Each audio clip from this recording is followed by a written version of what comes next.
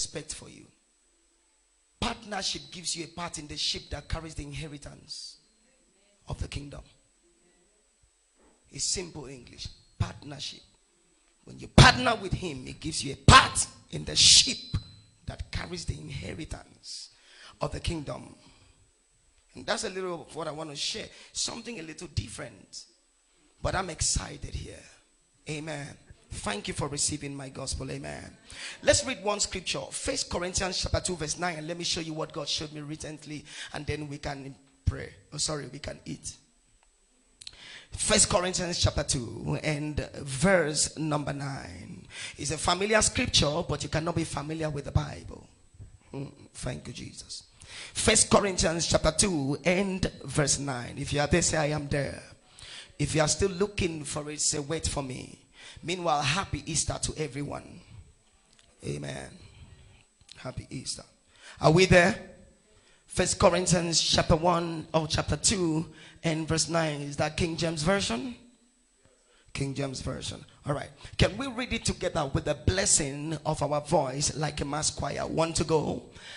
But it is written, I had not seen, nor ear heard, neither have entered into the heart of man the things which God had prepared for them that love him.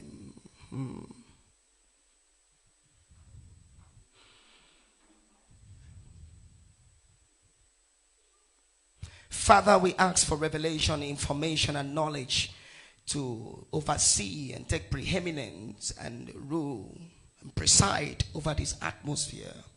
That you will completely break our ignorance and bring us to a place where we have access to the inheritance that you have prepared for us. Take the glory and thank you for giving us the victory and the testimonies. And let every partner say amen in Jesus' name. Take your seat and in few minutes, please, take your mind out of the food and the physical food and put your mind on this spiritual food we are about to eat. I like you to give me your undivided attention because it's important the things I will say in the beginning. Why? Because you see, the beginning determines the remaining. If you miss the beginning, you will endanger the remaining. Somebody say I hear. Somebody say I hear. It's important that you give me your undivided attention. And when I say that, I mean your spirit and your ears. Because you see, the word of God, as it were, you need to understand the efficacy and how powerful and potent the word of God is. The word of God is not a language, it's not English. It may be communicated in a language, but Jesus says the word that I speak to you, it's not a language, it is spirit. So this is a convention and communication with spirit. So it is important to know the efficacy and how important the word of God is. If I want to carefully define the word of God, I must start by defining what a word is. A word, as it were, is an exposed thought. That means a thought is a silent word. You need to follow me. No matter how fast it is, you don't speak before you think before you speak. So a word is an exposed thought. So therefore, the word of God, that's why the Bible says, out of the abundance of the heart, the mouth speaketh. So when you speak, it is you exposing what you were thinking. So therefore, the word of God, as it were, is the exposition of the thoughts of God. Yes, sir. So that, of course, you must understand, because your God thinks. God thinks so much that he said, the thoughts that I have for you, they are thoughts of good and not of evil, to give you an expected end. So your God is a thinking God. Your God thinks so much that an angel got up the other day and was envious and said, who is man that thou art mindful of him? It means your mind is full of the thoughts of God. Ladies and gentlemen, you've got to be excited that God thinks. thinks. And he doesn't just think, he thinks about you. He knows your name. He knows your condition. He's aware of your situation. He knows your location. So your God is a thinking God. Not just that he thinks about you. So ladies and gentlemen, the exposition of the thoughts of God is the mission of teaching, is the mission of preaching, is the mission of exhortation. Anytime a preacher holds the microphone, either to preach or to teach or to exhort, no matter how short and no matter how long it is, ladies and gentlemen, the mission of teaching and preaching and exhortation is to inject into your mind the thoughts of God. Somebody say here.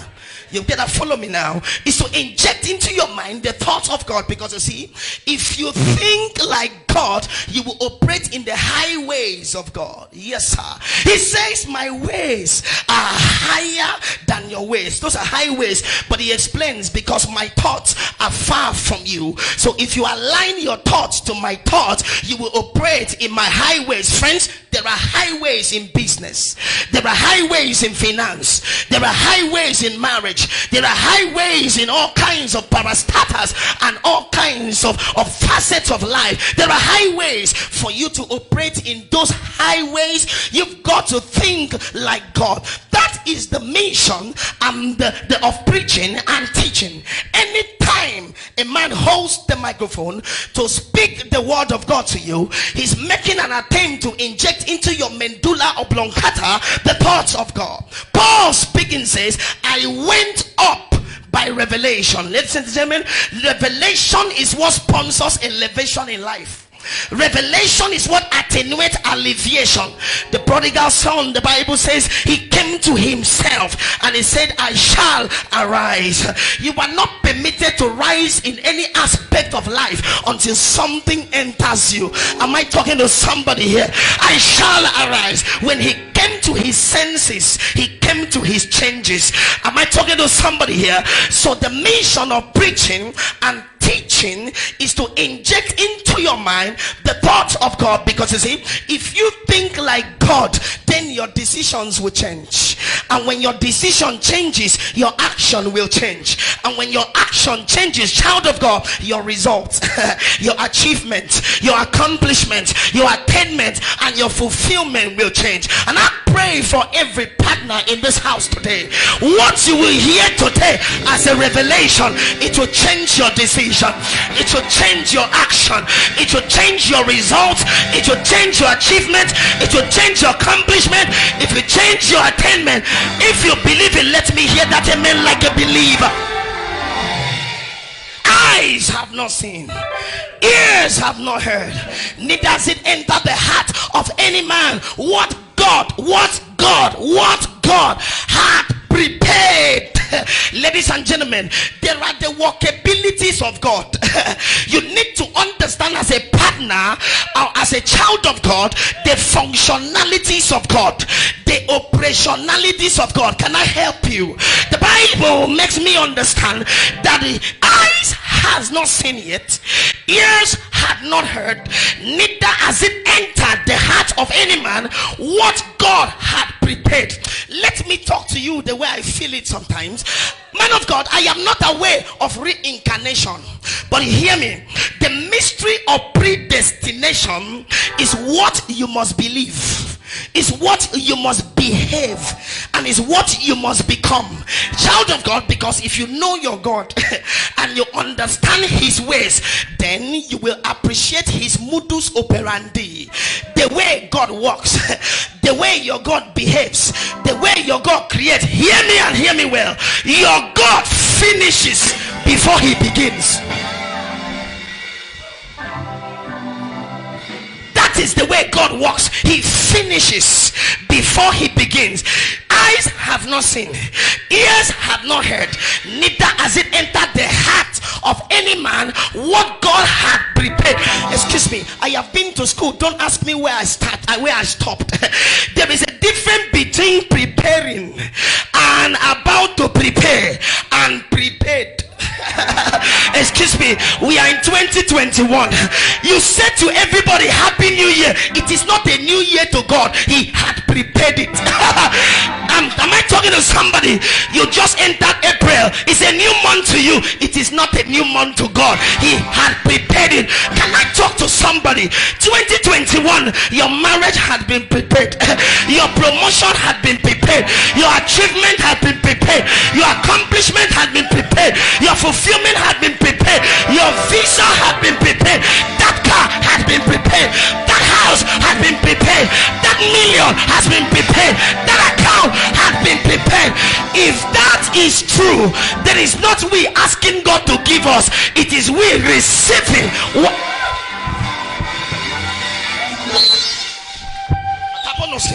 That is the way God works. He pre-finishes before he begins. That was why he said it in past tense in Genesis chapter 1 and verse 1, that in the beginning, God created the heavens and the earth. He finished it in eternity. And then when he came into physicality and reality, he began the sun, he began the moon, he began the stars, he began the animals, he began the plants. He finished it before he began. So ladies and gentlemen, the theory of predestination stipulates that before you were born into reality, God had finished your life in eternity. Am I talking to somebody here? Jeremiah, before I formed thee in thy mother's womb, reality, I knew thee, eternity. Before thou camest forth, I already ordained thee and sanctified thee a prophet to the nation. So before your father met your mother in eternity, I already completed your life. Am I talking to somebody here? Somebody shout, I hear. That is the way your God works. That is the way your God behaves. He finishes before he begins. The dawn. That was why the Bible spoke about Jesus in past tense. In Revelations, I think chapter 13 and verse 8, the Bible said he was the lamb that was slain before the foundation of the world. Do you know the implication? Before Adam and Eve were created, before they could even eat of the forbidden fruit, salvation was already on ground. I know I'm not talking to children, because children don't sponsor kingdom. I'm talking to adults. And that is the mystery of predestination. That is the way your God works. Before the problem, he had created the solution. Before this vision, he had made the provision. Am I talking to somebody? So I said that to say this now. Who you are now and who you will be, madam, you have already been. That is the way he operates. You must understand what I'm saying now. What you have now and what you desire to have, you have already been given. How do you now get it in reality in your locations and present condition is what I'm read to you. Eyes have not seen, ears have not heard, neither has it entered the heart of any man or partner what God had prepared, not for everybody, not to them he loves, but to them that love him.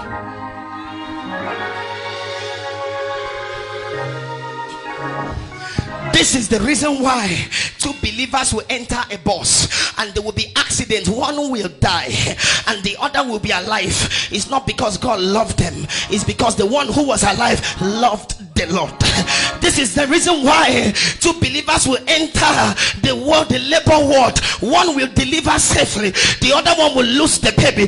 Not because of their status, they are both believers, they are heavenly branded and their heavens are open. But the reason why one didn't have the victory and the other had the victory, it was this equation. It is not God's love for you that changes your condition, it is your love for God that changes your condition. What has been prepared that eyes have not seen, what has been prepared that ears have not heard, what has been prepared that has not entered the heart of every man. Ladies and gentlemen, it is not to them God love, it is for the lovers of God.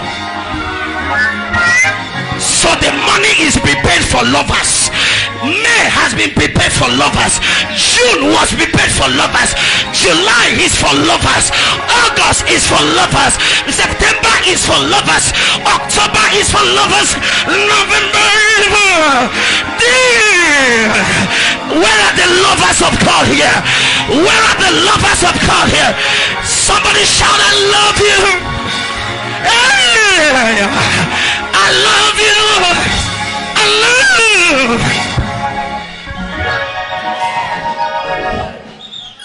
Let's work this out. Let's work this out. Not everybody is seated here today. Why? These are not the members of the church. No, not all of us seated down here. These are not all the members seated. There are selected ones. Many are called, few are chosen. I have found my servant David. It means he was in a search. Not you, not you, not you, not you. He's looking for the heart of a lover. Ladies and gentlemen, Jesus loves me. Jesus loves you. God loves you. God loves me. The change of our condition is not because of the love of God for us. Excuse me, sir. Never boast of the love of God for you. The same way he loves you is the same way he loves the prostitute. The same way he loves the prostitute is the same way he loves the suicide bomber. It's the same way he loves Boko Haram. Every one of us, no matter your qualification and no matter your status, God loves so us. He loves all of us, everyone generally and everyone equally. For God so loved the world that he gave. Don't brag about it. It's a worldly love. Never boast of the love of God for you. It's the same way he loves the arm robber, and that is why a witch will press you and kill you, and if she repents, God will take her, because she was created by God.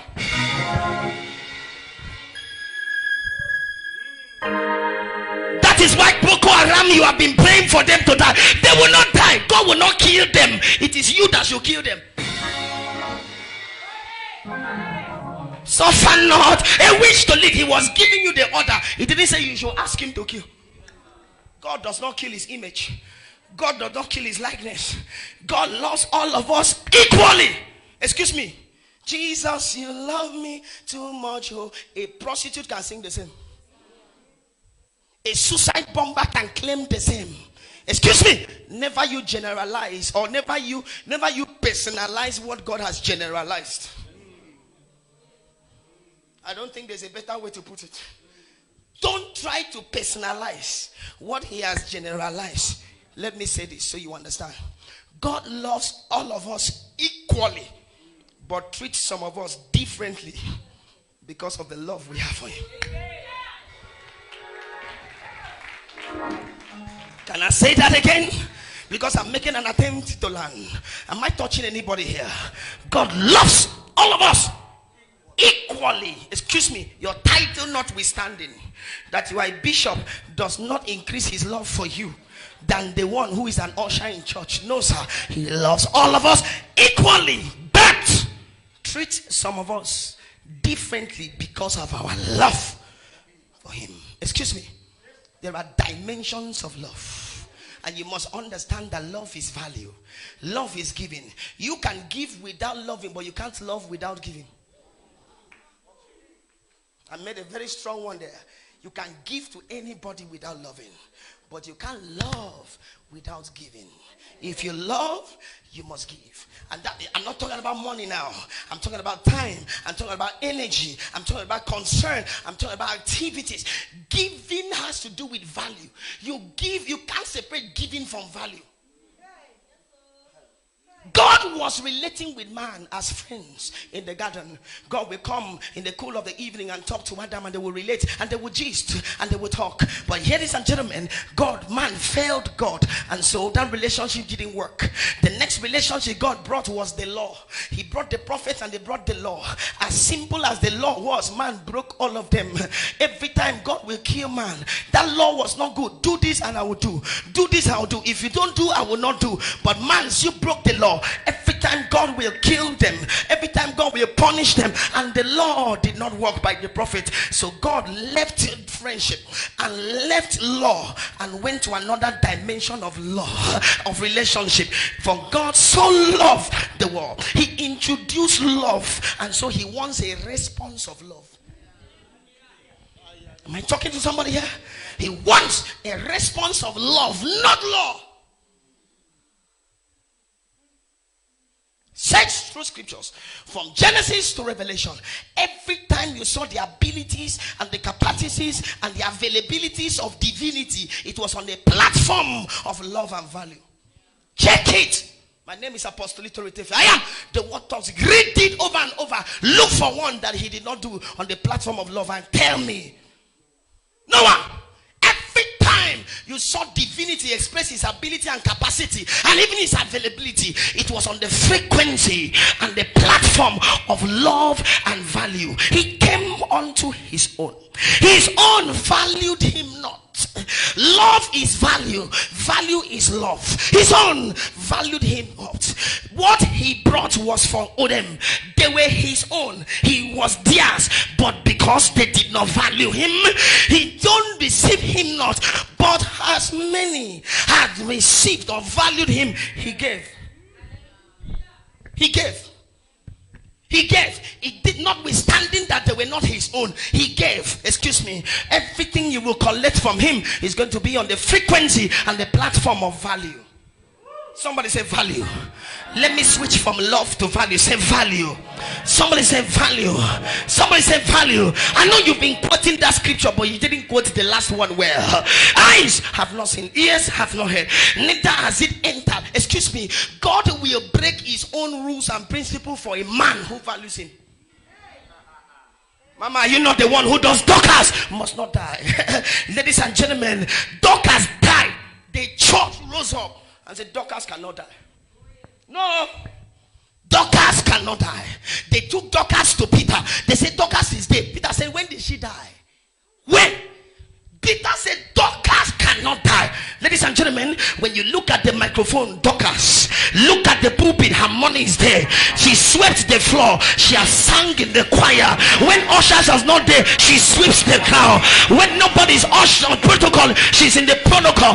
Dorcas was too valuable to the church to die prematurely. Ladies and gentlemen, men of value don't die anyhow. When they said Dorcas cannot die, God looked at Dorcas in heaven and said, go back, you are needed on earth than here. You can't die prematurely. Excuse me, coronavirus can never catch a man who values the Rapha. My friend, you can't be in partnership with Rapha. An infirmity will embarrass you. You cannot be in partnership with the provider and lack provision. You can't. No, sir. You can't. You can't. Anytime you lacked money, there was a crack on your value. Anytime you lacked money, there was a crack on your value for the provider. Anytime you fell sick, something was wrong with your value for Rapha, the healer. You can't. You can't be fighting battles when you are in collaboration and partnership with Roy, the battlers. Excuse me. You can't lack help when El Shaddai, more than enough, is your partner. You can't. Excuse me. Something is wrong with your value. Something is wrong with your value. Everywhere you search the chroniclers, writers of the Bible from Genesis to Revelation, that they stated the abilities and the capacities of God to humanity. Ladies and gentlemen, it was on the platform of value. Value. Value. The reason why you didn't pay your tithe was not because he did not provide, it's because of the lack of value. The reason why you made a vow and you didn't keep it, it is not because it was not available, it was because of value. Come, excuse me, when they are asking you for your money, it's not because the provider is in need, it's because he's checking your value, and your value is from your heart. So wherever your treasure is, there your heart.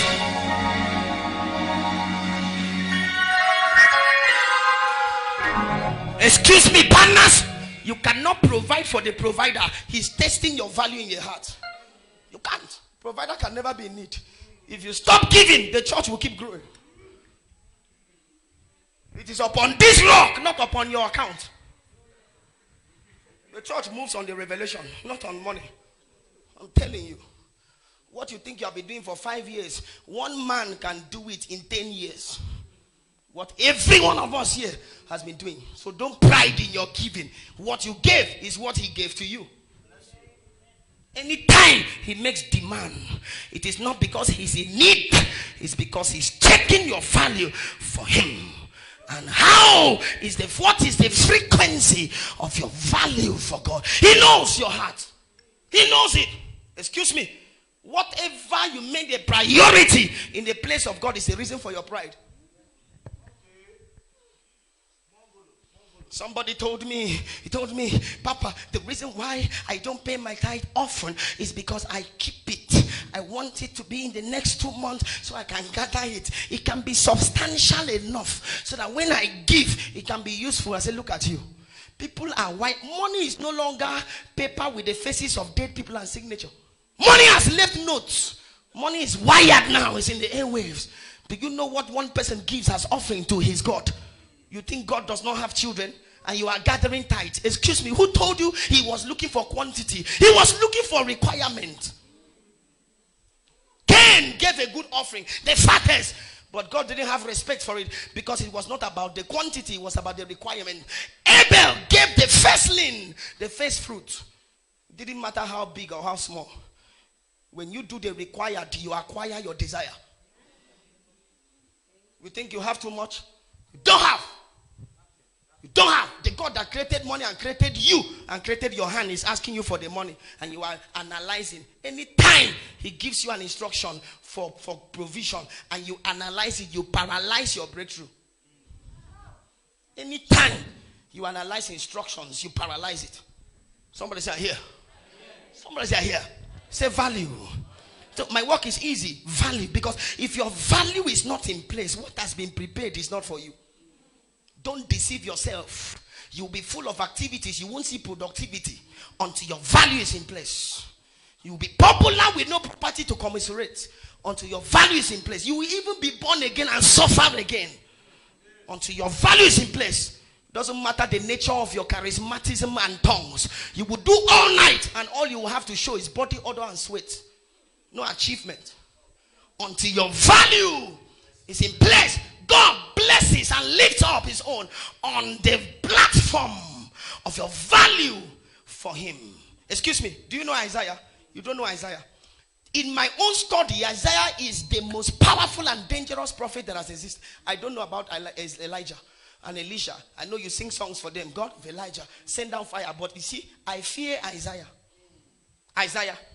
Isaiah prophesied from the birth of Jesus to his life till the death and the resurrection. Everything that will happen. Even Jesus came, didn't quote another person's scripture in his teaching, only Isaiah's own. Isaiah. If Isaiah enters your house, God has entered your house.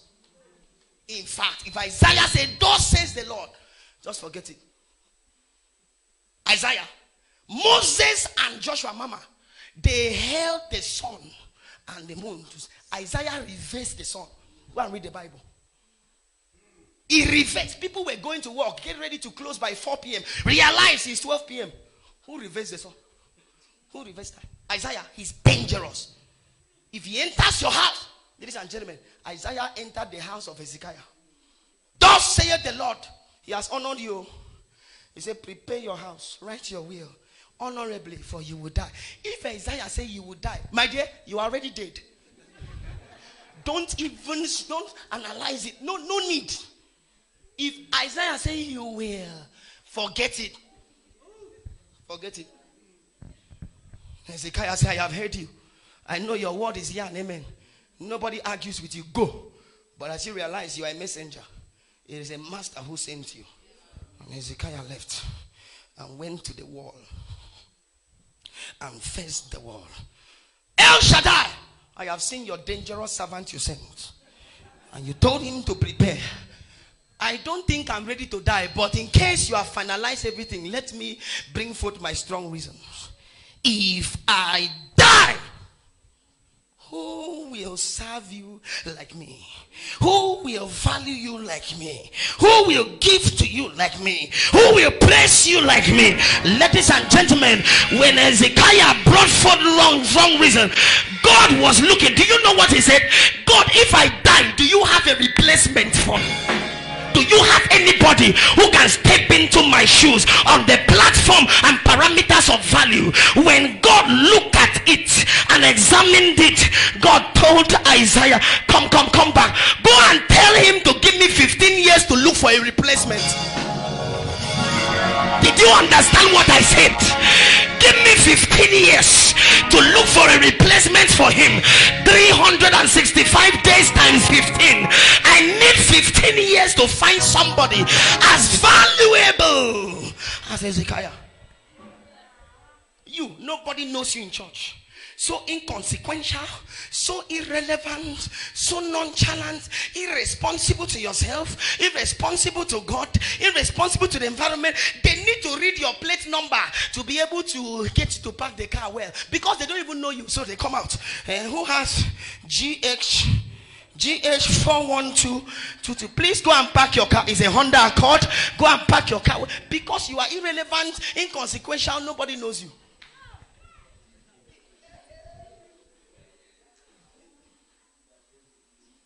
Sir, they stoned Stephen. All his qualification and value was a deacon who was cooking. The only qualification that the Bible will end, he said he was full of the Holy Ghost. Finish. I'm trying to be serious. Mama, don't make me laugh. Full. That is the only qualification. Nothing else. So when they stoned him, he knew he would die. So he said, oh Lord, in thy spirit, in thy hand, I commit my spirit. He died. The same government, the same people, the same location carried Paul. And they stoned him in the same place. The Bible says when he appeared as if he was dead and they left, he stood up. Excuse me, valuable people don't die anyhow.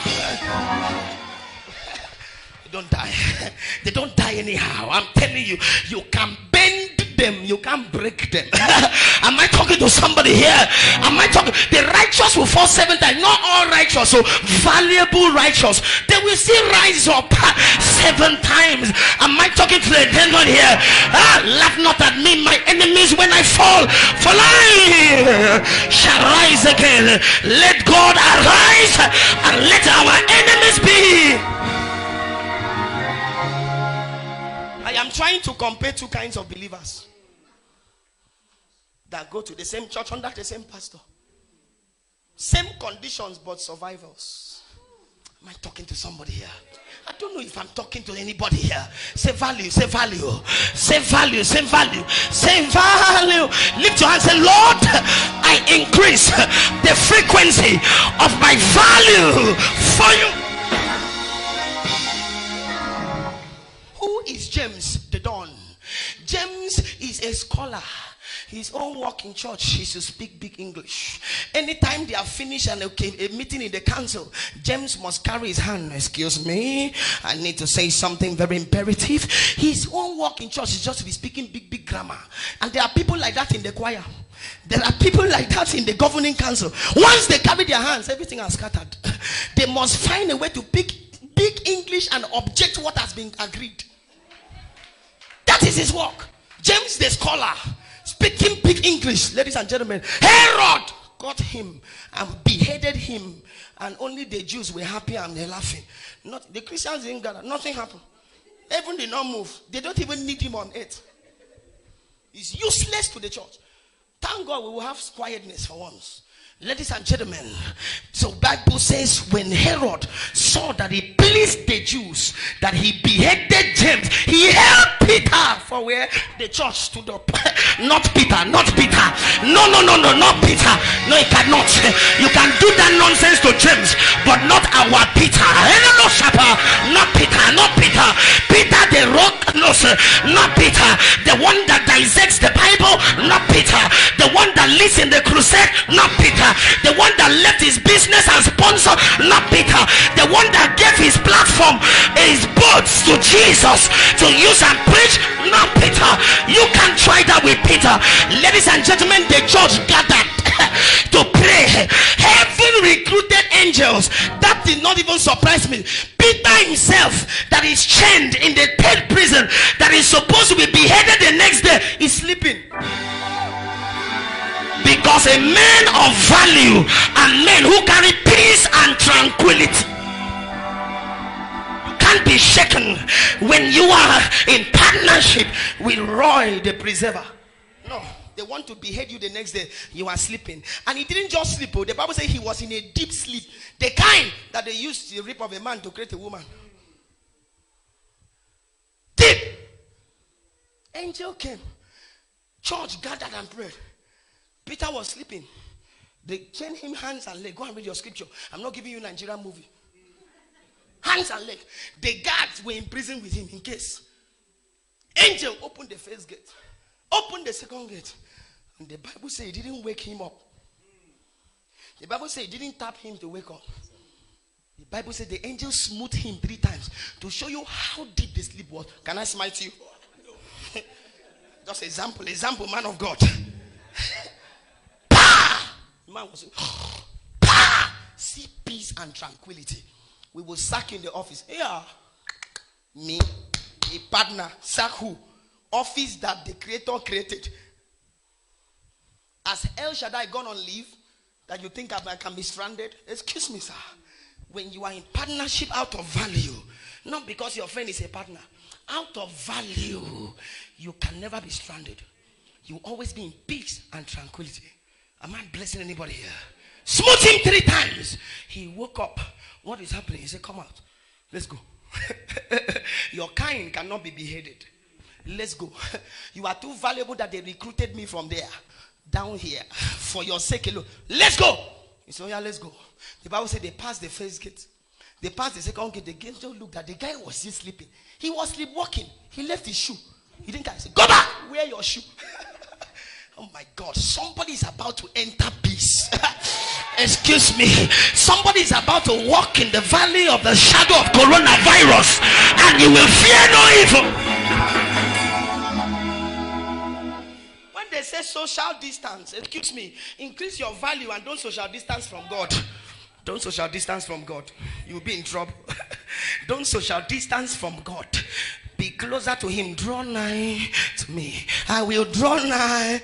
You call the shot. You call the shot. You call the shot. Am I talking to somebody here? Am I talking to somebody here? I'm talking about 2 different believers I've compared to you. The difference was not Christianity. The difference was value. Yes. Lazarus was in the days, and he died a poor man, sitting and begging at the table of the king. Animals licking his sores. It was a disgrace to God on earth. So they recruited angels to kill him and bring to heaven. My friend, come here. You are a disgrace on earth. Let's go. He made heaven. His spiritual status qualified him from heaven. Look at Abraham. Abraham was rich and wealthy on earth. Excuse me. You can be born again, but our status on earth will be different depending on our value for God. Show me the pastor of Lazarus. Show me anywhere he paid tithe. Show me anywhere he sowed seed. Nowhere. But Abraham, he was sponsoring the work. He was recruiting people. He was sowing his seeds, paying his tithe to Melchizedek. Melchizedek was exchanging it with communion. He was servicing the kingdom. And ladies and gentlemen, Melchizedek was blessing him. Who was blessing Lazarus? Nobody was blessing Lazarus. So his status on earth was poverty, abject poverty, embarrassment, haggardness, and harassment of poverty. Abraham possessed 7 nations.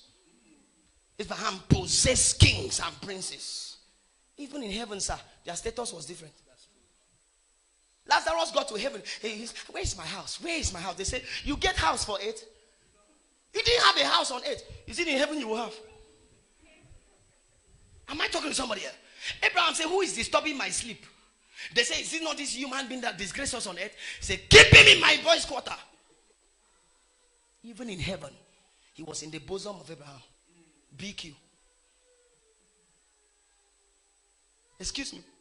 Even the rich man in hell had to talk to Abraham. The rich talk to the rich. Please make money on earth and buy land. Because if you decide to go to hell, you need to go to hell rich. There's a place for rich people. Because the rich communicate to the rich. How did the rich man, were they placed in a place where he saw the rich in heaven? Abraham, this place is hot. Abraham said, I'm aware. I am thirsty. He said, I'm aware. Send Lazarus. He was my boy on earth. I'm sure he's your boy in heaven. Send him. I know, Sha. Excuse me. The last time you begged, the last time you borrowed, the last time you were in need, after tonight is the last time forever. Did you hear my English? It is the last time forever. It is the last time forever. Somebody say, oh God, I increase my value for you. Say, El Shaddai, I increase the frequency of my value for you. You are my priority. You are my first. And because you are my first, you will make the rest the best for me. Shout yes. Value. Value. Value. Reduce your prayer points, value him more. Reduce your fasting days, value him more. Am I talking to somebody here? Value. He's looking for a response of love. He's looking for a response of value. He's looking for who will make him a priority. Ladies and gentlemen, you must understand that is all that was prepared is for them that love him. Quote the scriptures and be happy. Did you see that scriptures that said, for with God nothing. With them makes it imperative to know that it's partnership, you with him. Nothing shall be impossible. Partnership. Give him a boat, you will have abundance. Am I talking to somebody? Surrender your one pot and borrow other vessels. You will feed the community.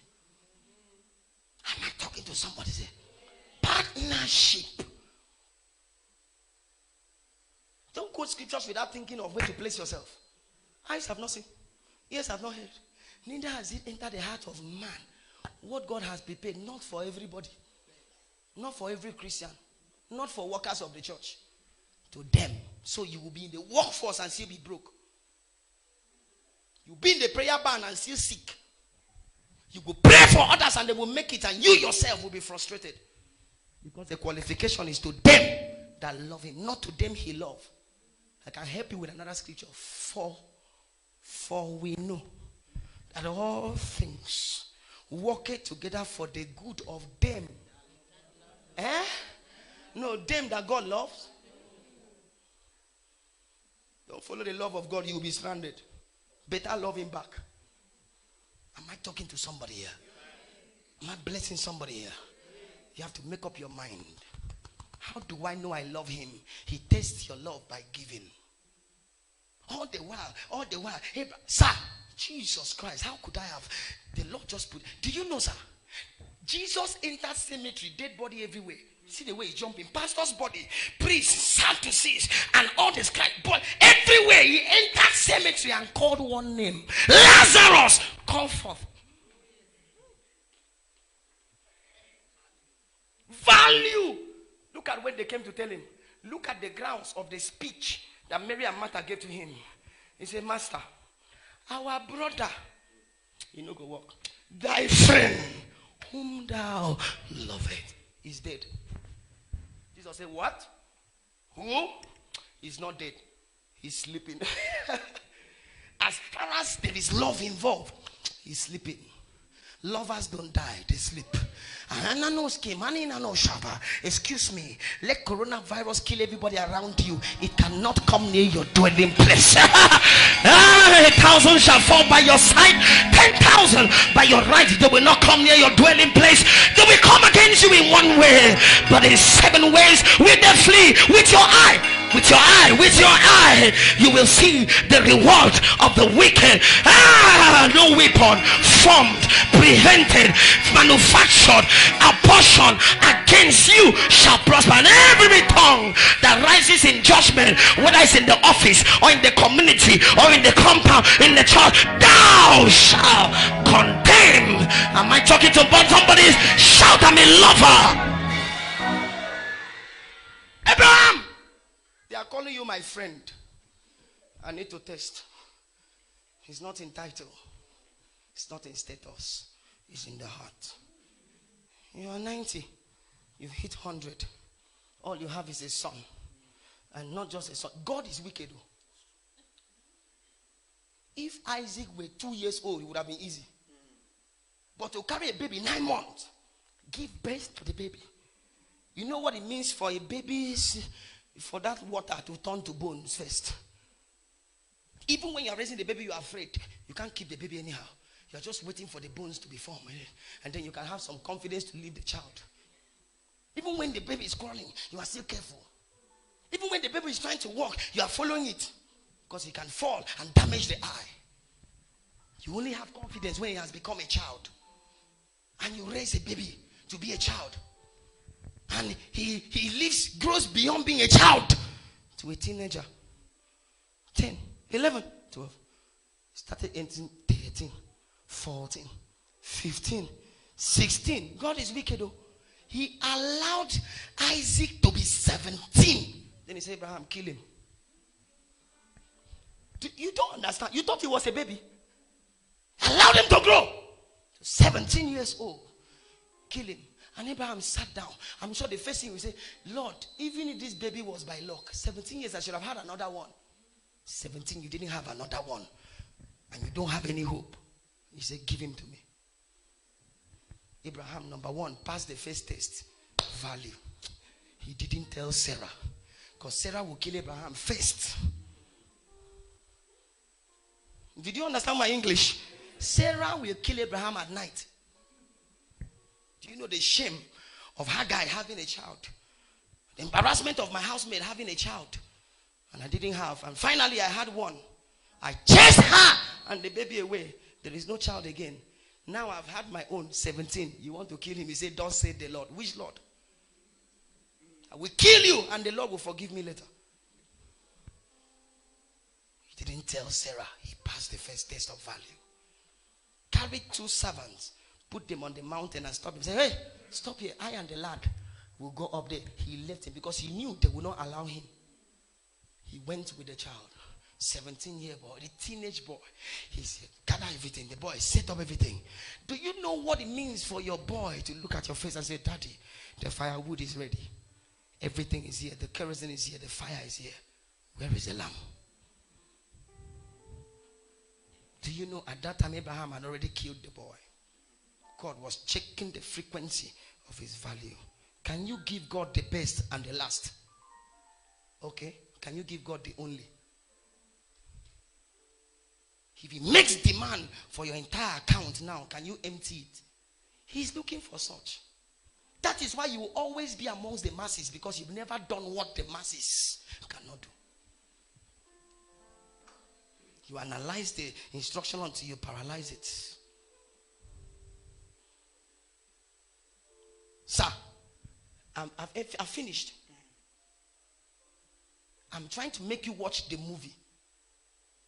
Where is the lamb? And Abraham looks at his boy's face and said, the Lord will provide himself. As for me, I've seen my lamb. I don't understand. I don't know whether you have been thinking about it. The Lord will provide himself a lamb. But for me, the Lord will provide himself a lamb. If I look at my father, look at me that way, and say that kind of thing, I will kill him before he kills me. And I'm happy that the pastors can preach it very well, as if the man, Isaac, just laid down and folded his hands. It's easy. But that was not true. Because 17-year-old boy, you go agree? Will you agree? Okay, the Lord will provide himself a lamb for the sacrifice. Then there was a full stop. The next line said, and Abraham bound Isaac. Hands and leg. Excuse me. I've been to school. Don't ask me why I stopped. You don't start a sentence with and after a full stop. Something was there that was not recorded. Something was there that was not recorded. And is a conjunction. And excuse me, tie is different from bound. Abraham tied is different from Abraham bound.